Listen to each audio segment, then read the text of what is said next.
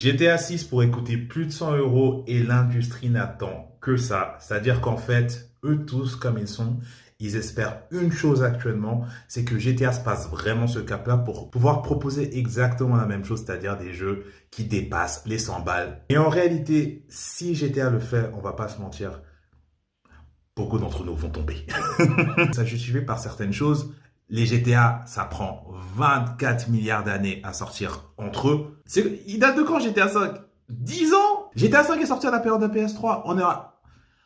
On est à la période de la PS5 et la PS6 va possiblement arriver entre 2026 et 2027 d'après les rumeurs. Donc en réalité, on a vécu 2 générations sans GTA et si ça se trouve, on va revivre 2 autres générations sans GTA. Donc GTA peut se permettre de faire ce genre de choses-là parce que l'attente, elle est immense. Finalement, ils sont vraiment dans une position préférentielle. Mais plus généralement, pourquoi ils veulent faire payer plus pour des jeux? À côté du côté hyper capitaliste, en réalité, c'est le coût de développement des jeux qui coûte de plus en plus cher et du moins pour les AAA et qui deviennent vraiment durs à gérer parce que en réalité, en tant que consommateur, ça demande toujours plus. On aime les jeux avec des belles histoires, avec une belle narration ou tout simplement s'amuser avec des jeux multi.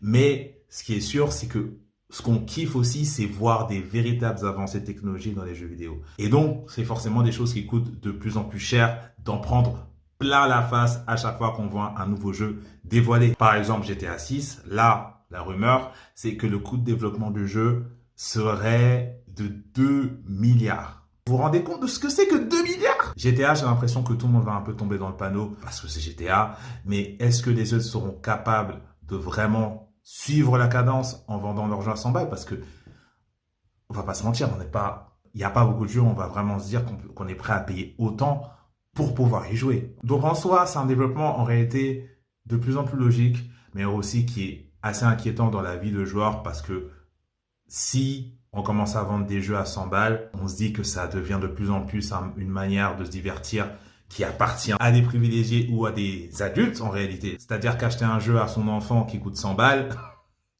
c'est pas la même chose que d'autres personnes où justement tu as ton travail, tu sais où est-ce que tu vas aller mettre les 100 balles. Mais en tant que parent, mettre 100 balles dans un jeu pour une console qui a coûté minimum 500 balles, c'est compliqué. Dites-moi, vous, ce que vous pensez de tout ça. Déjà, est-ce que vous seriez prêt à payer plus de 100 balles pour GTA 6?